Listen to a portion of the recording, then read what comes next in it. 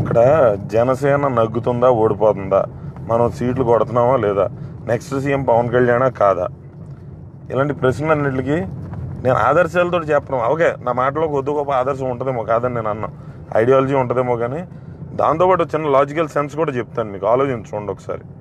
అదేంటంటే ఇప్పుడు జనసేన పార్టీ మనం చూసిన పార్టీలు ఏమేంటో ఒకసారి చూడండి, చెప్పండి. టీఆర్ఎస్ చూసాం, మనం చూసిన పార్టీలో వైఎస్ఆర్సీపీ చూసాం.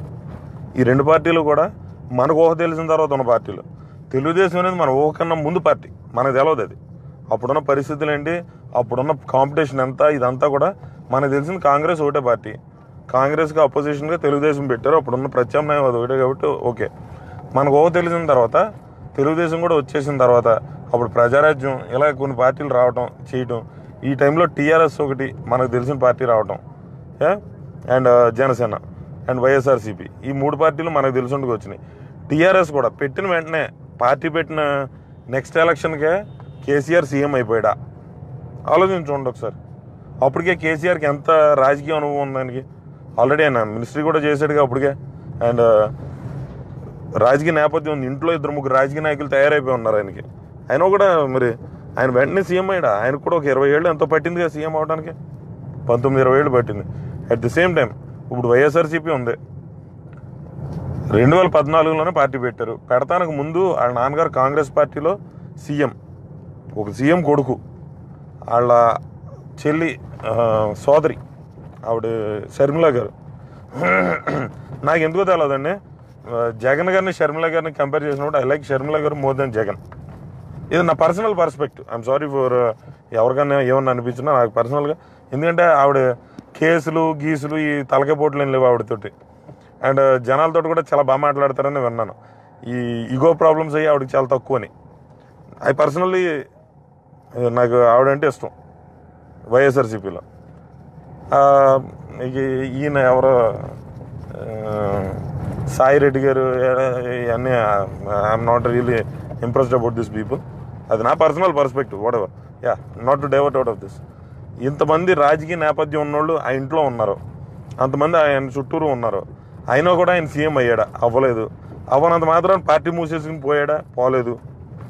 ఇంతకుముందు ఈయన నాన్నగారు రెడ్డి కాంగ్రెస్ అన్న పార్టీ వ్యవస్థాపకులు ఆయన ఒకడు పెట్టారు. ఆవుదోడ గుర్తు ఏదో ఉండేది, ఆ గుర్తుతో వాళ్ళు పార్టీ పెట్టారు. ఆ పార్టీ ఎత్తేయటం, మళ్ళీ కాంగ్రెస్లో కలిసిపోవడం అన్నీ వాళ్ళు చేశారు. ప్రస్తుతానికి అయితే జగన్ గారు ఇంకా పార్టీని కలపటాలు లాంటి పనులు ఏం చేయలేదు, కానీ ఈ ఎలక్షన్తో అది డిసైడ్ అయిపోతుంది. పార్టీ ఉంటుందా మునిగిపోద్దా అనేది ఈ దెబ్బతో డిసైడ్ అయిపోతుంది.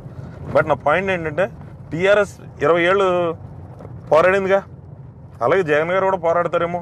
తర్వాత ఈసారి రాకపోయినా వచ్చేసారి కూడా ఆయన పోరాడతాడేమో, చెప్పలేం కదా.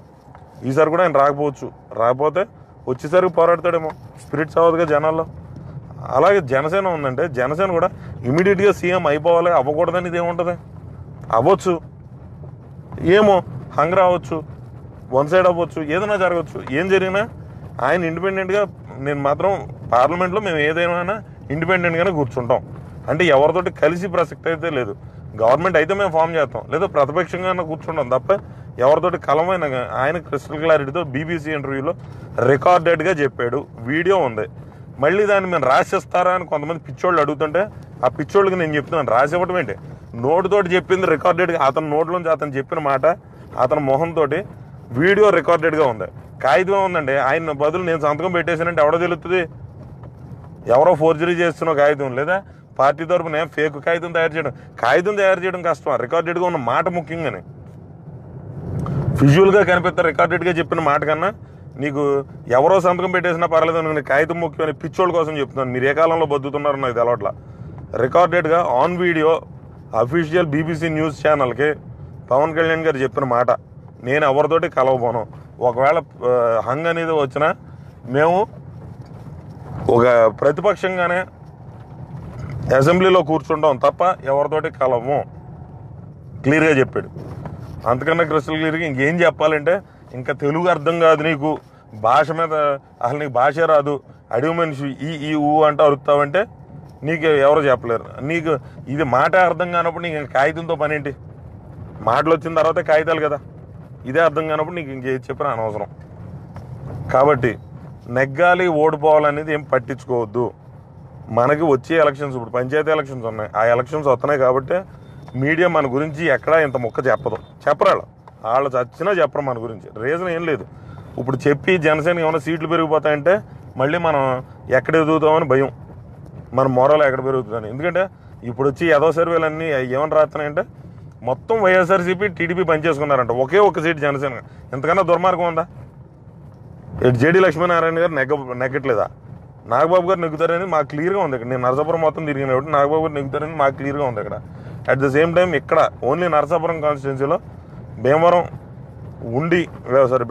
పాలకొల్లు, తాడేపల్లిగూడెం అండ్ నరసాపురం, ఈ 4 సీట్లు కూడా ఖచ్చితంగా జనసేనకు వస్తాయనేది ఒక నమ్మకం ఉంది.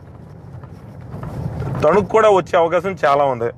ఉండి ఆజంటా కూడా గట్టి ఫైట్ వేస్తున్నాం. వచ్చేది చెప్పలేం. సైలెంట్ ఓట్ అనేది యాక్టివ్ అయితే వచ్చేది. కానీ కేవలం నరసాపురం కాన్స్టిట్యున్సీలో 4 సీట్లు నేను పక్కగా మాకు కనిపిస్తుంది. ఇక్కడ నేను తిరిగిన అంతలో, నేను బయటకి ఏం తిరిగి చెప్పట్లా. సో ఇక్కడ వరకే 4 సీట్లు ఉంటే స్టేట్ మొత్తం మీద ఇంకా ఎన్ని వస్తాయో ఆలోచించండి. ఆ మాత్రం సీట్లు రావా? ఒక్క సీటా? పవన్ కళ్యాణ్ ఒక్కడితో వస్తుందా? ఇంతకన్నా అబద్ధం ఉందా? ఈ మీడియా ఛానల్స్ వీళ్ళకి సిగ్గుసేరం. ఇంకా తెచ్చి ఎన్నిసార్లు తిట్టినా వీళ్ళకి ఇప్పుడు అంతే. వాళ్ళు తిడతాం కూడా అనవసరం అండి. చెత్త మీద పెంట ఎరుగు తింటున్నారు ఇంకా వాళ్ళు. అంతే. వాళ్ళని అలా బతకనే ఉంటుంది. శవాల మీద మరమరాలు ఎరుగు తినేస్తాం, చెత్త మీద పెంట తినేయటం, ఇలాంటి అలవాట్లు వాళ్ళకి బాగా అలవాటు అయిపోయింది. ఇంకా వాళ్ళని అలా బతకనేస్తాం అంతే. ఒక ఏమంటారు, ఇది వల్చర్స్ లాగా, రాబందుల్లాగా సచ్చిన శవాలని వీటిని తినడానికి మాత్రం పుడతారు వాళ్ళు. అలాంటి ఒక జీవాలు అవి కూడా బతకడం అవసరం మా భూమి మీద. ఎందుకంటే నాకు తెలియదు, let them live like that. But ఈ మీడియా మనల్ని చూపించబడడానికి రీజన్ అదే. ఏంటంటే వచ్చి పంచాయతీ ఎలక్షన్స్లో మనం ఎక్కడ బాధపడిపోతామని. సో దయచేసి సోషల్ మీడియాలో ఎక్కడో కూడా మొరల్ పాడేలాగా మన పార్టీ అంతర్గత వ్యవహారాలను పబ్లిక్లో పెట్టి, ఇప్పుడు తప్పులు జరగని పార్టీ ఎక్కడన్నా ఉంటుందా? ఎక్కడా ఉండదు. కాబట్టి దాన్ని పట్టించుకోవద్దు. మీరు సోషల్ మీడియాలో యాక్టివ్గా ఉండే వాళ్ళందరికీ నా రిక్వెస్ట్ ఏంటంటే పార్టీని బలోపేతం చేసి మాట్లాడండి తప్ప, ఇప్పుడు మనం నెగిటివ్ పోస్ట్ పెట్టాం, దానివల్ల కార్యకర్త తగ్గాడంటే మనకి ఏమైనా ఉపయోగం ఉందా దానివల్ల? పోనీ మీరు చెప్పేశారు, మీరు చెప్పిందన్నా నిజమే అనుకుందాం కదా చెప్పు, దానివల్ల ఎవరికి ఉపయోగం? దేనికి ఉపయోగం? మనం పార్టీని బలోపేతం చేయాలి. ఎందుకంటే ఈ పంచాయతీ ఎలక్షన్స్ ఎన్నాళ్ళు రిజల్ట్ ముందని May 16 పెట్టే అవకాశం ఉందనేది ఒక వైరల్ థ్రెడ్ చూస్తున్నాం. కాబట్టి మనల్ని డెఫినెట్గా మన మోరల్ చెడగొడతానికి వాళ్ళు చూస్తూ ఉంటే మనం దానికి సపోర్ట్ చేద్దాం. ఈ అసలే పచ్చ మీడియా పచ్చ మీడియా మన మీద పడి ఎడుతున్నాయి కదా, మనం ఇంకా వాళ్ళకి అవకాశం ఇచ్చేద్దాం. ఆలోచించండి, కొంచెం ఒక పద్ధతిగా చేస్తాను చూద్దాం. ఇంకా బలోపేతం చేసుకోవాలి. ఎందుకంటే this is never ending story. ఇంక ఎలక్షనరింగ్ జరుగుతూనే ఉంటుంది. ఇది నెవర్ ఎండింగ్ స్టోరీ. దాన్ని మనం ఎదరికి తీసుకెళ్ళాలి తప్ప మనమే పార్టీ మొరల్ని చెడగొట్టేస్తే ఎలాగా? ఆలోచించుకోండి. మెరుగైన సమాజం కోసం Janasena. Please subscribe to New Waves.